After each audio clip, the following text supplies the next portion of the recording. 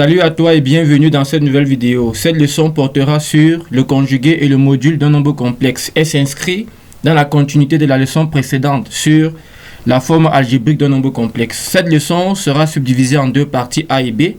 La première partie portera sur le conjugué d'un nombre complexe et la deuxième partie portera sur le module d'un nombre complexe. Bien entendu, comme d'habitude, nous allons commencer par une situation problème, lequel problème sera traité à la fin de la vidéo. Si vous arrivez pour la première fois sur ce compte, n'oubliez pas de vous abonner, de liker, de commenter et de partager nos différentes vidéos. Le problème est le suivant. Marguerite est propriétaire d'une plantation de palmiers à huile de forme carrée dont le côté est égal au module du nombre complexe Z qui est affiché sur votre écran. Elle souhaite fertiliser sa plantation à raison de 90 francs le mètre carré. On demande de déterminer le coût total de cette opération, sachant que l'unité de longueur est le hectomètre.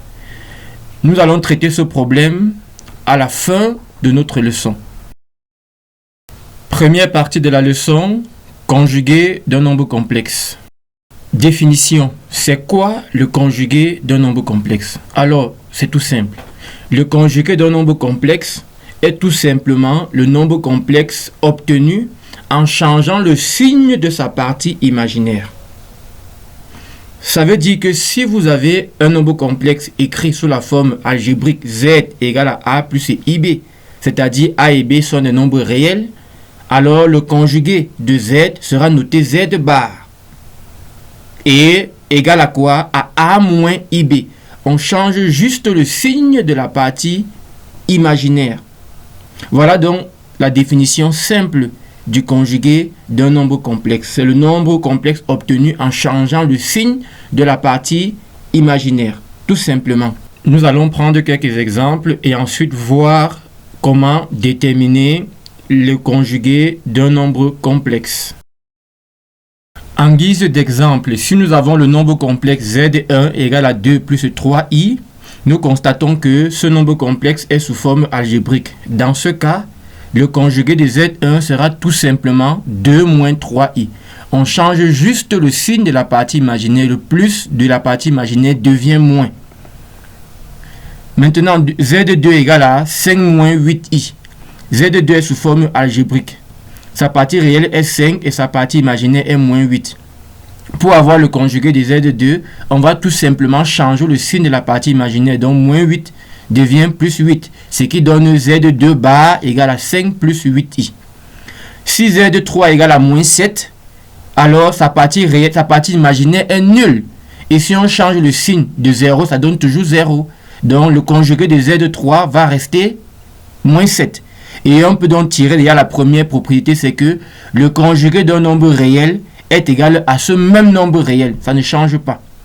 Si nous prenons Z4 égale à 5i, la partie imaginaire est 5, la partie réelle vaut 0. Le conjugué de Z4 sera donc Z4 bar égale à moins 5i. On a juste changé le signe de 5 qui passe de plus à moins. Et de manière générale, lorsque vous ne voyez pas le signe devant un nombre, c'est que ce signe est plus. Donc 5i devient moins 5i pour le conjugué. Si vous avez compris ces premiers exemples, voyons à présent les propriétés sur le conjugué des nombres complexes. Les propriétés sur le conjugué des nombres complexes sont toutes simples. Elles sont même intuitives. Elles sont les suivantes. Le conjugué de la somme de deux nombres complexes est tout simplement égal à la somme des conjugués. Le conjugué de la différence, c'est la différence des conjugués. Le conjugué du produit, c'est le produit des conjugués. Le conjugué du rapport, c'est le rapport des conjugués. Le conjugué de la puissance, c'est la puissance des conjugués. Le conjugué du conjugué de Z, c'est encore Z lui-même. Voilà tout simplement les propriétés sur le conjugué d'un nombre complexe. Z, le conjugué de Z1 plus Z2, c'est le conjugué de Z1 plus le conjugué de Z2. Le conjugué de Z1 moins Z2, c'est le conjugué de Z1 moins le conjugué de Z2. Le conjugué de Z1 fois Z2, c'est tout simplement égal au conjugué de Z1 fois le conjugué de Z2. Le conjugué de Z1 sur Z2, c'est tout simplement le conjugué de Z1 sur le conjugué de Z2. Le conjugué de Zn de z puissance n, c'est tout simplement le conjugué de z élevé, le tout élevé à la puissance n. Le conjugué d'un nombre réel multiplié par un nombre complexe, c'est tout simplement ce nombre réel multiplié par le conjugué de ce nombre complexe. Et enfin, le conjugué du conjugué de z, c'est tout simplement z lui-même. Voilà donc rapidement présenté les propriétés sur le conjugué. On va donc voir comment manipuler ces propriétés à travers quelques exemples. Comme premier exemple, nous avons le nombre complexe z1 égale 25 facteur de 4 moins 3i plus 2i facteur de 1 plus 5i. On nous demande de déterminer le conjugué de z1. Alors ici, nous avons au moins deux alternatives. Première alternative, on peut d'abord déterminer la forme algébrique de z1 et enfin passer au conjugué. Deuxième alternative, c'est qu'on peut passer directement au conjugué en appliquant les propriétés que nous venons de voir sur le conjugué. Alors nous allons prendre la deuxième alternative pour vous montrer en fait que dans la pratique, il n'est pas toujours nécessaire de passer par la forme algébrique pour obtenir le conjugué. Alors ici, tout d'abord, nous avons Z1 qui est exprimé sous forme de somme de deux termes.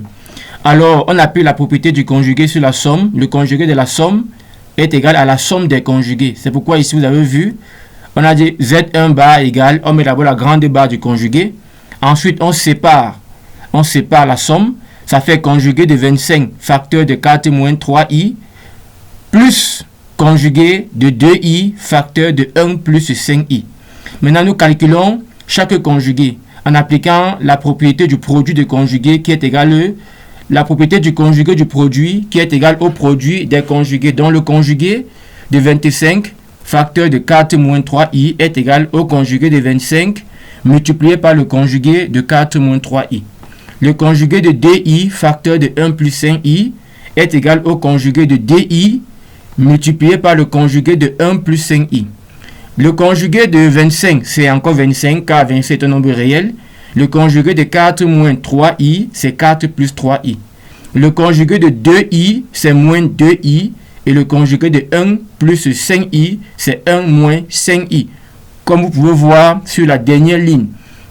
Et après cela, donc, on peut s'arrêter à ce niveau. Si on a juste demandé de déterminer le conjugué d'un nombre complexe, on peut s'arrêter à ce niveau. C'est bel et bien le conjugué. Mais si on vous a demandé le conjugué du nombre complexe Z1 sous forme algébrique, alors nous devons pousser les calculs en développant la dernière ligne pour obtenir donc le résultat 90 plus 73i. Je vous invite à la maison à faire ce développement et réduction pour obtenir le résultat qui est écrit en rouge. Deuxième exemple, Z2 égale 2 plus 6i facteur de 1 plus 2i plus 2 moins i facteur de 3 moins 4i. On veut le conjugué de Z2. Alors Z2 barre égale, on réécrit Z2 et on place la barre tout au long au-dessus. Ensuite, on constate que Z2 est écrit comme la somme de deux termes. Alors on va donc séparer cette somme en séparant le conjugué. Il s'agit de la propriété conjugué de Z1 plus Z2 égale conjugué de Z1 plus conjugué de Z2. Nous avons donc le conjugué de 2 plus 6i facteur de 1 plus 2i d'une part. D'autre part, nous avons le conjugué de 2 moins i facteur de 3 moins 4i. Ensuite, on passe à l'étape suivante. Chaque terme est un produit. On applique la propriété du conjugué du produit qui donne le produit des conjugués. On aura donc le conjugué de 2 plus 6i multiplié par le conjugué de 1 plus 2i. De l'autre côté, on aura le conjugué de 2 moins i multiplié par le conjugué de 3 moins 4i. Le conjugué de 2 plus 6i, c'est 2 moins 6i. Le conjugué de 1 plus 2i, c'est 1 moins 2i. Le conjugué de 2 moins i, c'est 2 plus i. Et le conjugué de 3 moins 4i, c'est 3 plus 4i. Rendu à cette étape, on peut s'arrêter. C'est notre conjugué.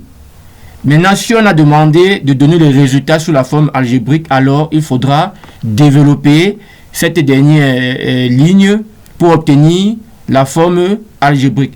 Pour ceux qui ne savent pas développer, je les invite à faire un tour sur la leçon que j'ai publiée sur la forme algébrique d'un nombre complexe. Dans cette leçon, j'explique clairement comment mettre un nombre complexe sous forme algébrique à travers diverses opérations.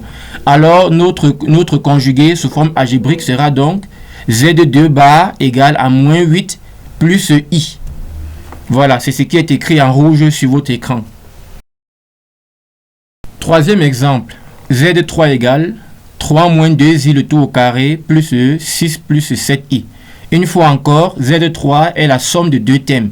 On applique la formule du conjugué sur la somme. Le conjugué de la somme, c'est la somme des conjugués. Donc, on aura Z3 bar égale au conjugué de 3 moins 2i le tout au carré plus le conjugué de 6 plus 7i. Or, on applique la formule du conjugué de la puissance, c'est la puissance du conjugué. Donc, le conjugué de 3 moins 2i au carré, c'est le carré du conjugué de 3 moins 2i. Et le conjugué de 6 plus 7i, c'est 6 moins 7i. Alors, nous devons d'abord développer le conjugué de 3 moins 2i, c'est 3 plus di. Il est donc question maintenant de développer le terme 3 plus di et de réduire pour avoir le résultat final. Pour ceux encore qui ne savent pas développer, je les invite à regarder la vidéo précédente sur la détermination de la forme algébrique d'un nombre complexe. Le résultat donc de Z3 bar est 11 plus 5i, écrit en rouge à l'écran.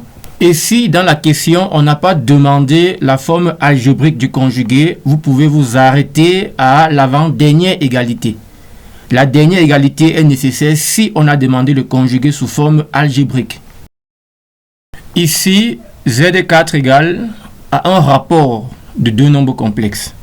Donc, d'entrée de jeu, on va appliquer la formule du conjugué du rapport, c'est-à-dire le rapport des conjugués. Autrement dit, le conjugué du rapport, c'est le conjugué du numérateur sur le conjugué du dénominateur. Ainsi donc, le conjugué de Z4, c'est le conjugué de 5 moins 3i facteur de 2 plus 4i à la puissance 3 sur le conjugué de 3 moins i facteur de 7 plus 2i.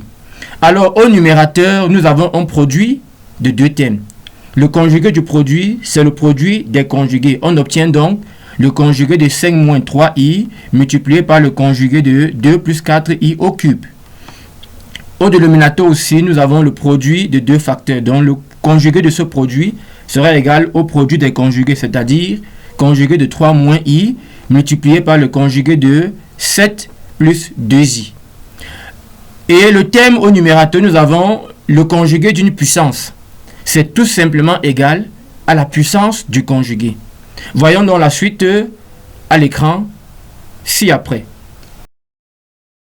À ce niveau donc, nous pouvons tout simplement enlever les barres pour obtenir les conjugués. Nous avions le conjugué de 5 moins 3i qui donne 5 plus 3i, le conjugué de 2 plus 4i qui donne 2 moins 4i, le conjugué de 3 moins i qui donne 3 plus i, et le conjugué de 7 plus 2i qui a donné 7 moins 2i. À ce stade de la question, vous pouvez vous arrêter. Vous avez bel et bien le conjugué du nombre complexe Z4. Maintenant, la suite des développements dépend de ce qu'on vous a demandé dans la question. Si on a juste dit donner le conjugué ou alors déterminer le conjugué du nombre complexe Z4, si vous vous arrêtez à la première égalité en rouge, c'est bon, vous avez tous vos points.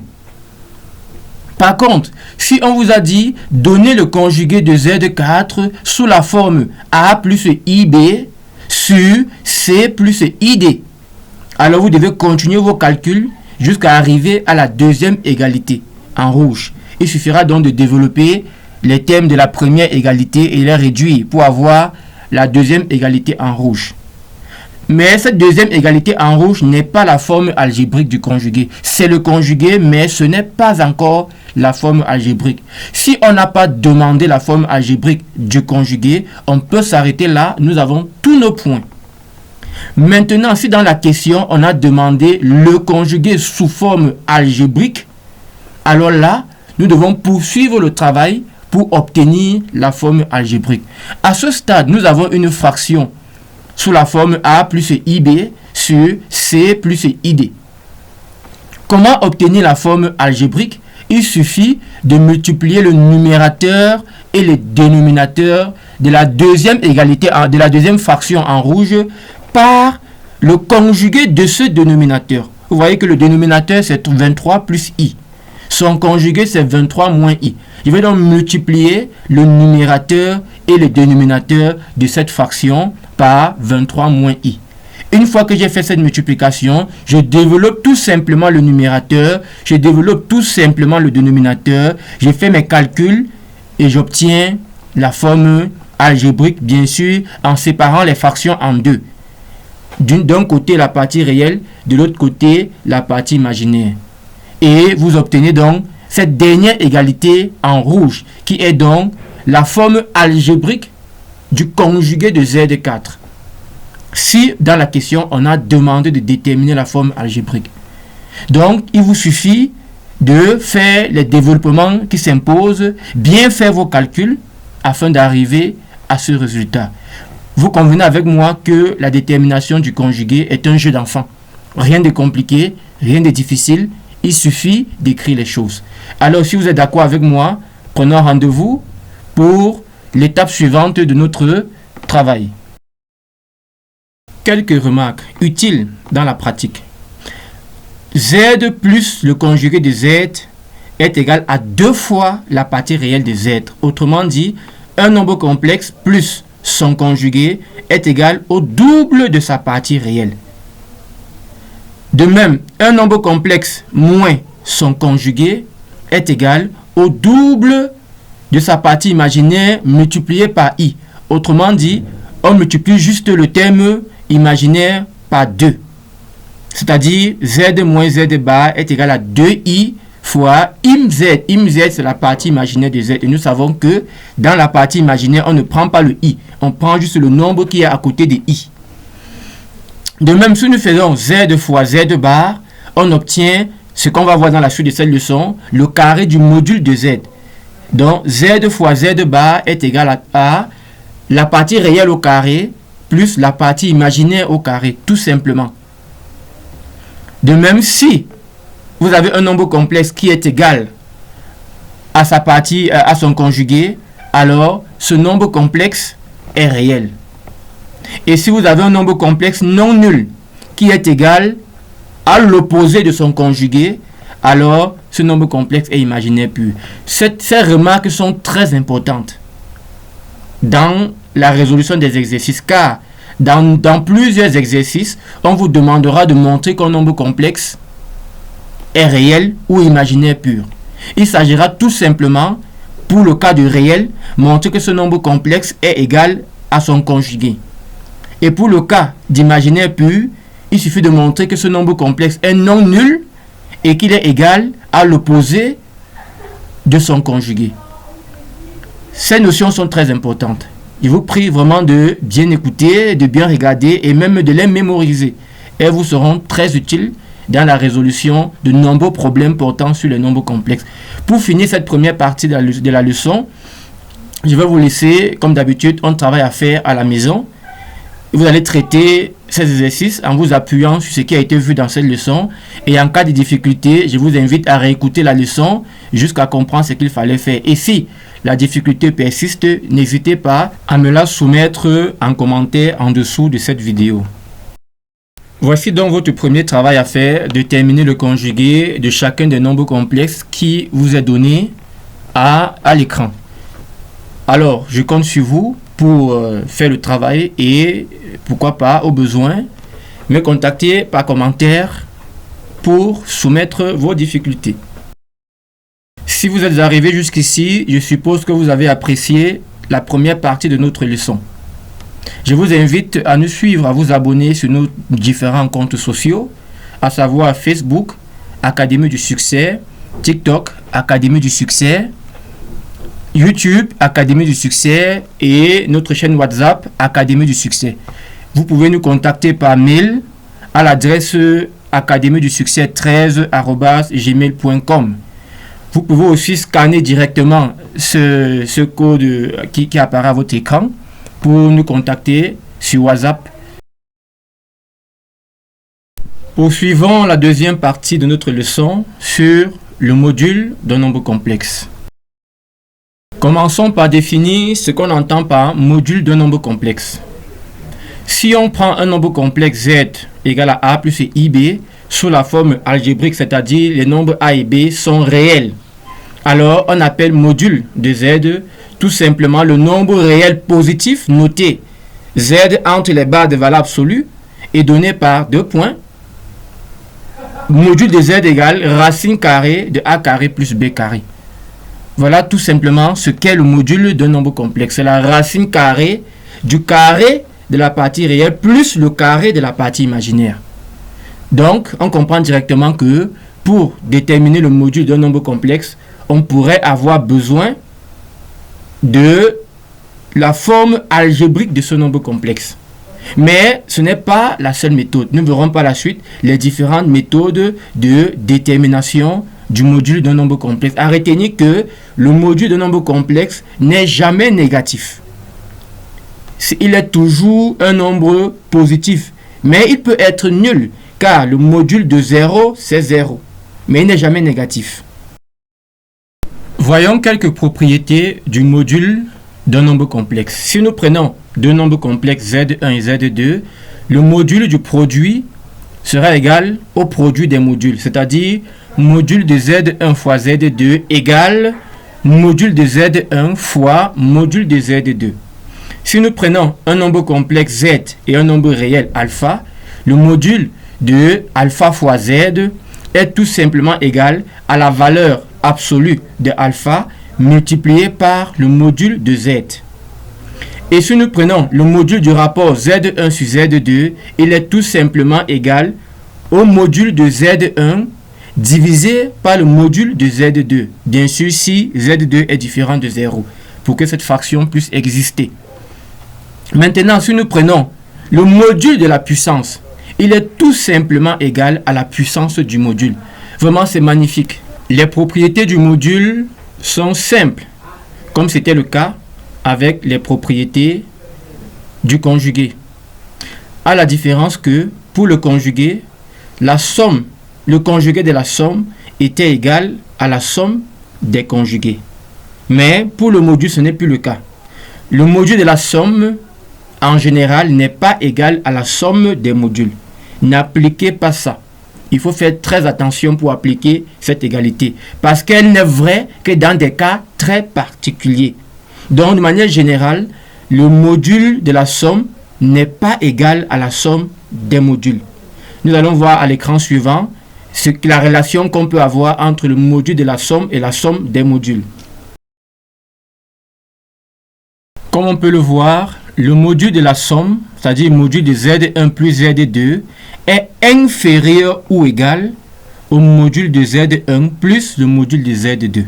On n'a pas dit égal, on a dit inférieur ou égal. Donc il y a les cas où ce sera strictement inférieur et des cas où il y aura égalité. Mais dans quel cas alors on peut avoir l'égalité?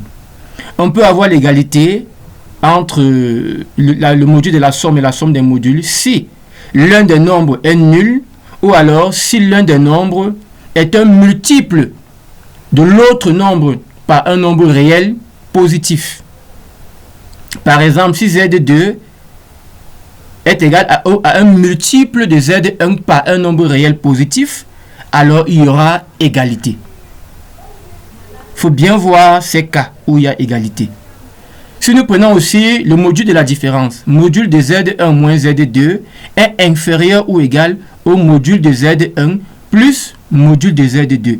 Il y aura égalité si l'un de ces nombres complexes est nul, ou alors si, par exemple, Z2 est un multiple de Z1 par un nombre réel négatif cette fois-ci, parce qu'il y a moins devant Z2.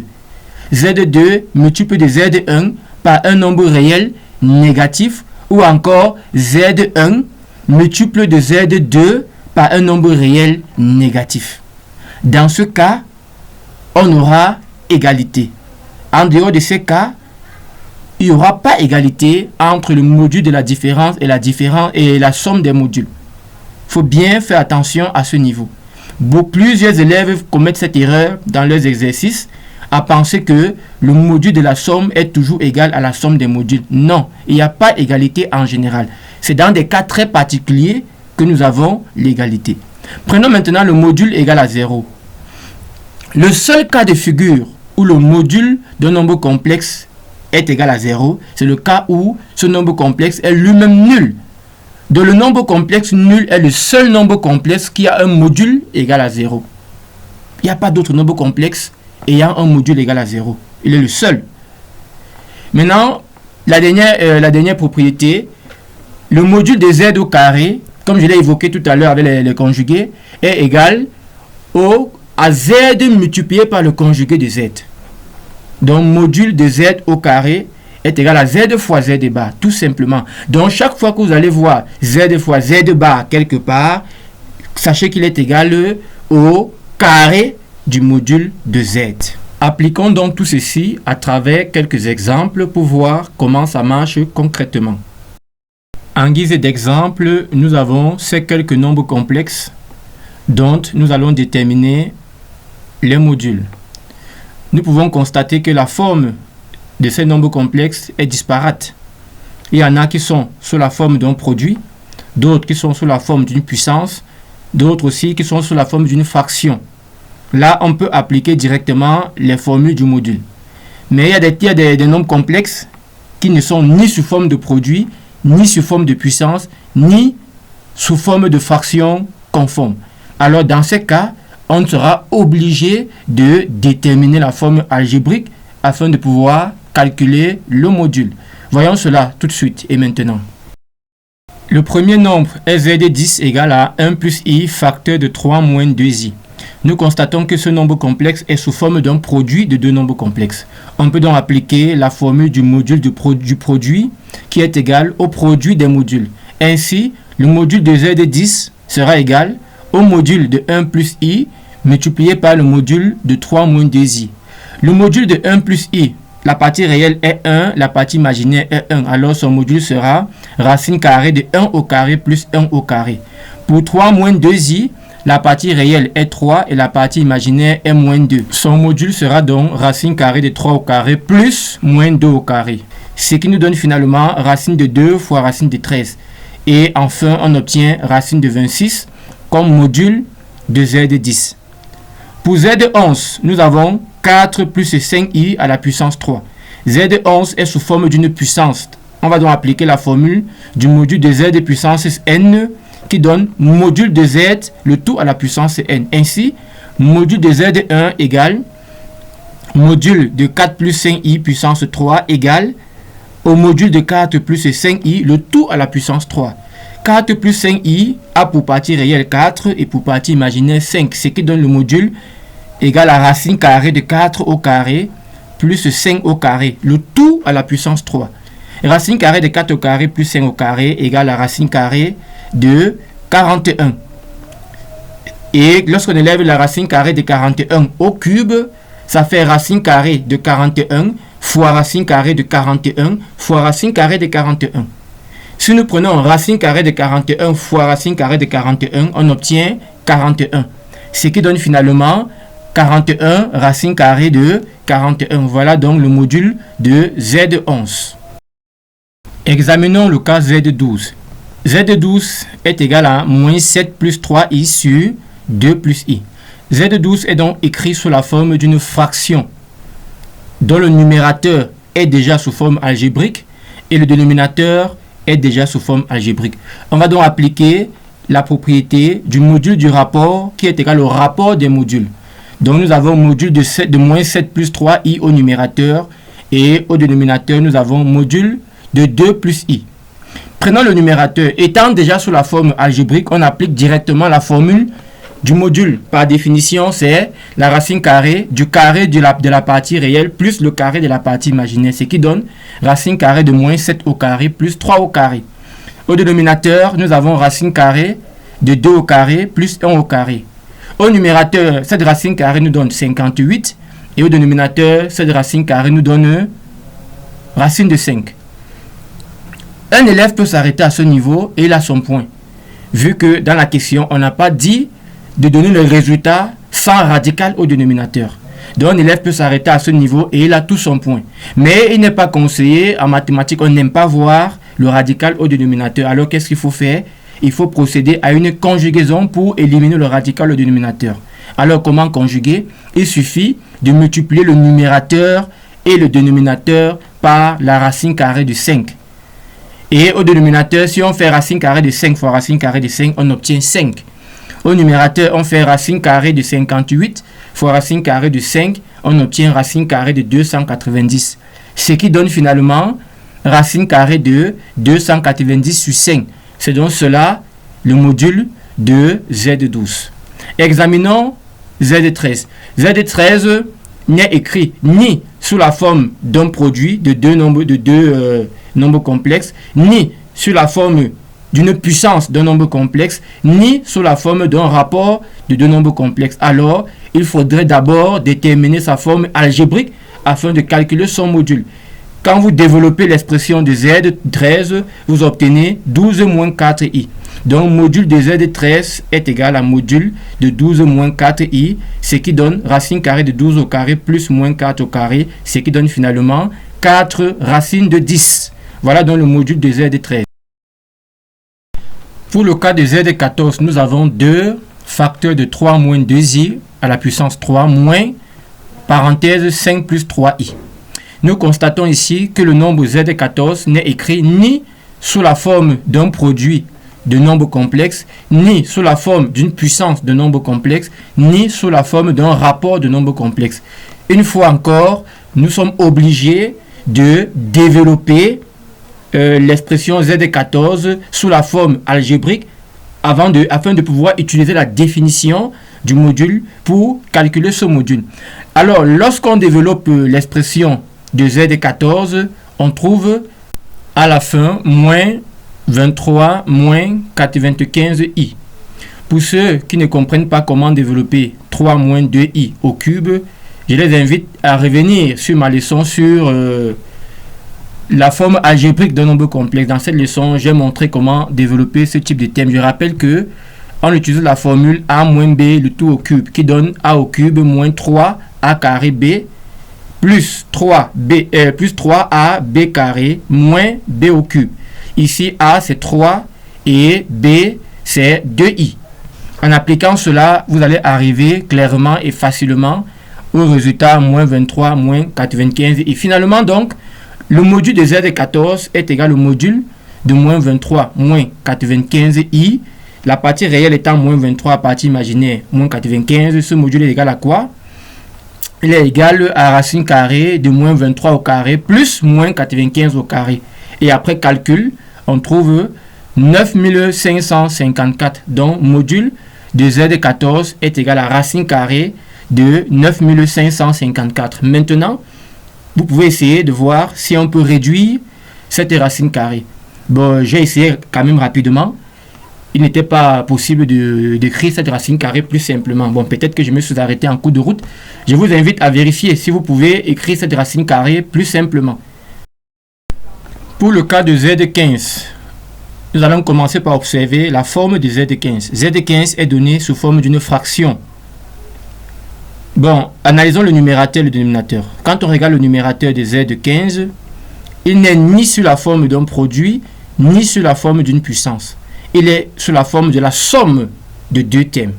Par conséquent, nous sommes obligés de mettre le numérateur sous forme algébrique. Il en est de même pour le dénominateur. Il n'est ni sous forme de produit, ni sous forme de puissance. Il est sous la forme de la somme de deux termes. On va donc le mettre aussi sous la forme algébrique. C'est ce qui a été fait dans les calculs que vous pouvez voir sur votre écran. Tout d'abord, on sépare les modules du numérateur et du dénominateur. Ensuite, on développe le numérateur, on développe le dénominateur afin d'obtenir la forme algébrique. Au numérateur, la forme algébrique est 19 plus 62i et au dénominateur, la forme algébrique est 1 plus 7i. On applique donc la définition de la racine carrée sur la forme algébrique. Au numérateur, on a racine carrée de 19 au carré plus 62 au carré qui donne racine carrée de 4205. Au dénominateur, nous avons racine carrée de 1 au carré plus 7 au carré qui donne racine carrée de 50. Celui qui s'arrête à la racine carrée de 4205 sur racine carrée de 50 a tout son point. vu qu'on n'a pas dit qu'on ne veut pas le radical au dénominateur. Maintenant, quelqu'un peut aller plus loin en simplifiant. On se rend compte que le numérateur et le dénominateur peuvent être simplifiés par 5 ou par racine carrée de 5. C'est-à-dire si on met 5 en facteur au numérateur et au dénominateur, il y a racine carrée de 5 qui sortira au numérateur et racine carrée de 5 qui sortira au dénominateur. Après simplification, on va se retrouver avec racine carrée de 841 sur racine carrée de 10. Et ensuite, on peut conjuguer pour chasser le radical au dénominateur. Pour cela, on multiplie le numérateur et le dénominateur par racine de 10, ce qui donne au numérateur racine carrée de 8410 et au dénominateur racine carrée de 10 fois racine carrée de 10 nous donne 10. Ainsi, enfin, le module de Z15 est égal à racine carrée de 8410 sur racine carrée de 10. Une fois encore, je ne me suis pas évertué à déterminer la forme irréductible de la racine carrée de 8410 parce que cela n'a pas été exigé. Mais si vous le voulez bien pour vous entraîner, essayez de déterminer la forme irréductible de la racine carrée de 8410. Elle pourrait simplifier le résultat. Voilà donc quelques exemples que nous avons traités de façon claire et détaillée. Si vous n'avez pas compris un de ces exemples, je vous invite à le réécouter et à vous exercer en le refaisant. C'est après avoir réussi à refaire vous-même tous ces exemples que vous pourrez vous dire, vous avez compris et vous êtes prêt à vous lancer. Alors, pour vous lancer justement, je vous laisse ce deuxième travail à faire. Résolvons à présent la situation problème qui a été présentée au début de cette vidéo.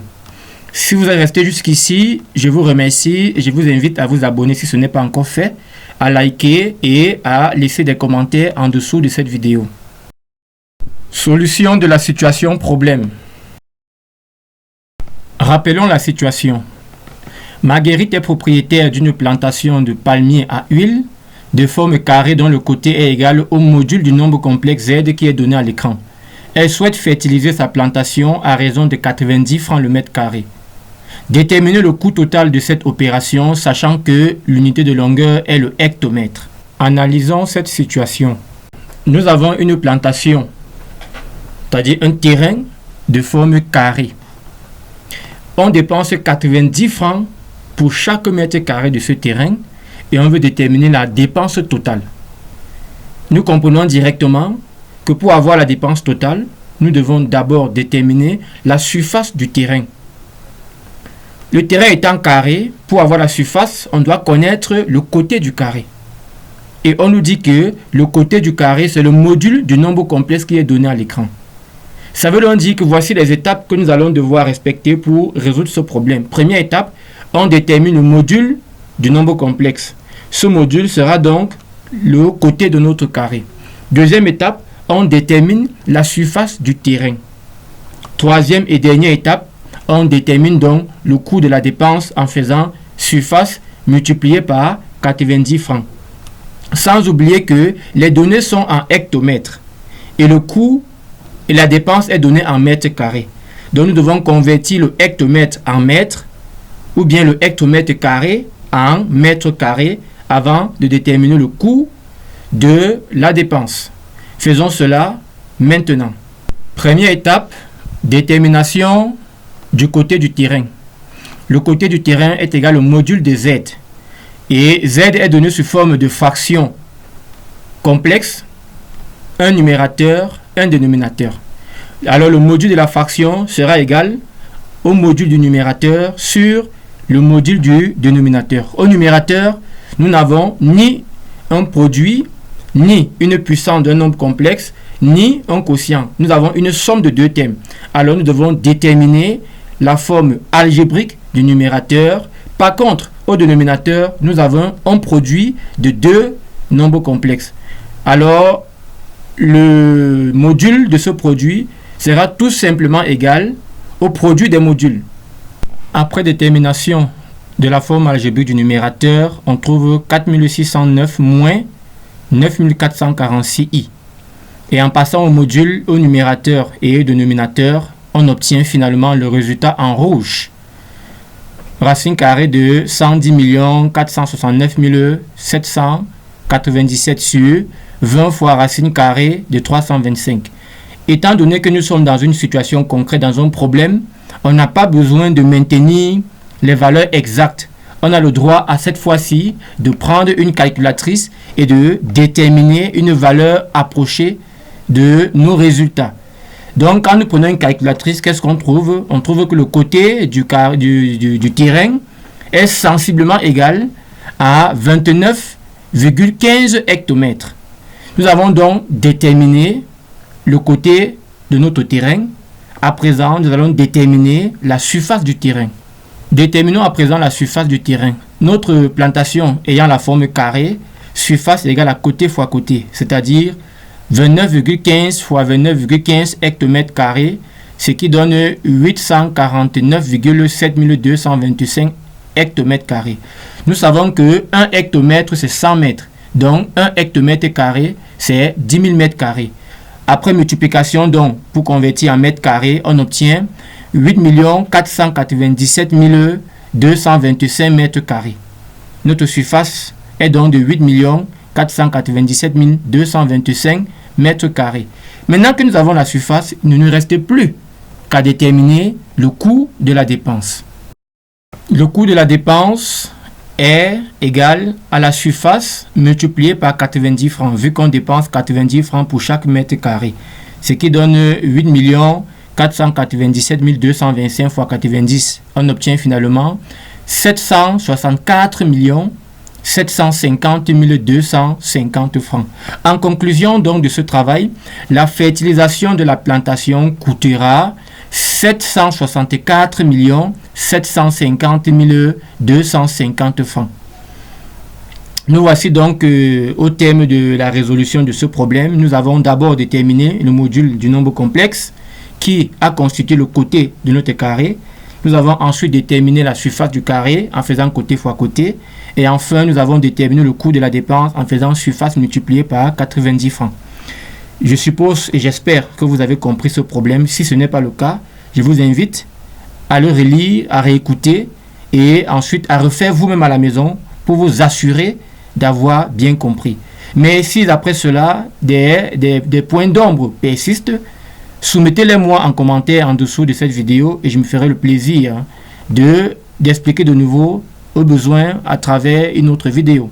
Avant de nous séparer, je vous laisse comme d'habitude cet exercice d'application que vous allez traiter à la maison en vous inspirant de tout ce qui a été fait dans cette vidéo. Et en cas de doute, en cas de difficulté, contactez-moi par messagerie en dessous de cette vidéo.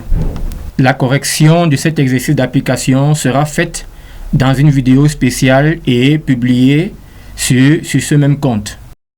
L'exercice d'application, exercice d'entraînement, il est tout simple. Il dit ceci.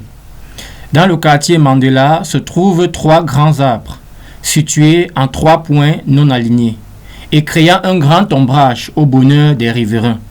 On souhaite planter des gazons dans l'espace intérieur délimité par ces 3 arbres.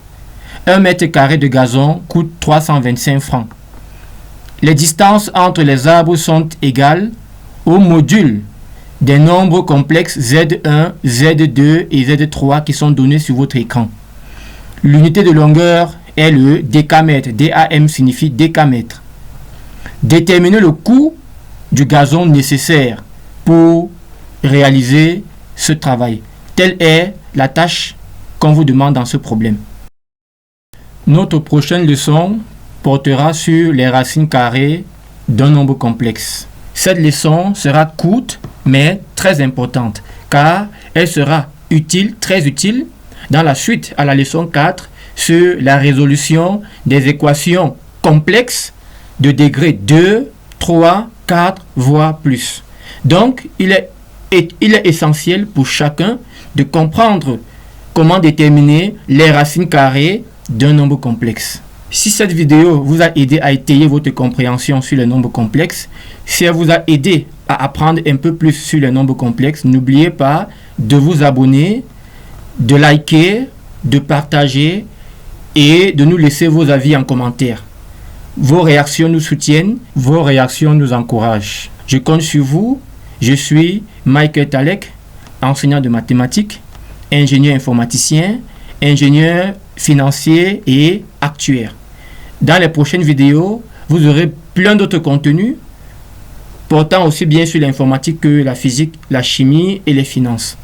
Donc, abonnez-vous, restez connectés. À très bientôt, portez-vous bien.